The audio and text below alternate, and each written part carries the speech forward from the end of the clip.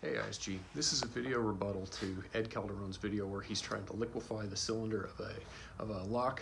It's undetermined type, but he's using a pocket torch to heat up the cylinder in an effort to break it free. So that's an approach, and there's certainly some merit to doing that, and we're all about people going out, generating content, and coming up with unique approaches to do business.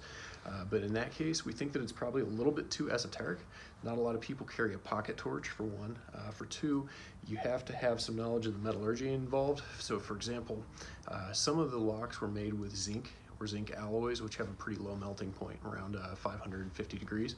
Other locks are made out of case hardened steel or iron, God knows what. I mean, there's everything out there from aluminum to steel. So, and those can have much higher melting points, so up to about 2,500 degrees, which you're not going to generate with a pocket torch. So one of the things about hardened steel is that it tends to be a little bit brittle, and it can succumb pretty easily to the right persuasion. In this case, we're going to use some lateral tension using 2 wrenches and just a metal shim, which is actually just another wrench. I found all this stuff laying around the garage. These are common tools you can find in a car pretty much anywhere, unlike a pocket torch, which is probably not going to get through TSA and you're not going to find everywhere.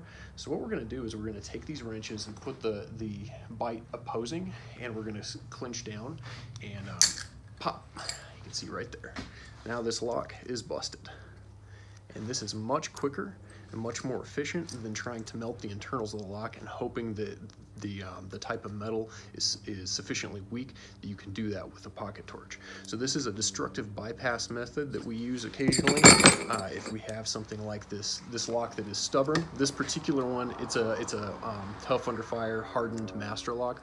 It's been picked to death, so the keyway is just crammed full of metal shavings from picking it so much. So this is our sacrifice, but it works on pretty much any hardened steel lock. And as you can see, if this was attached to a gate or something like that, it'd be real easy to pop it off at this point. And it's a quick method. You have to line it up just right.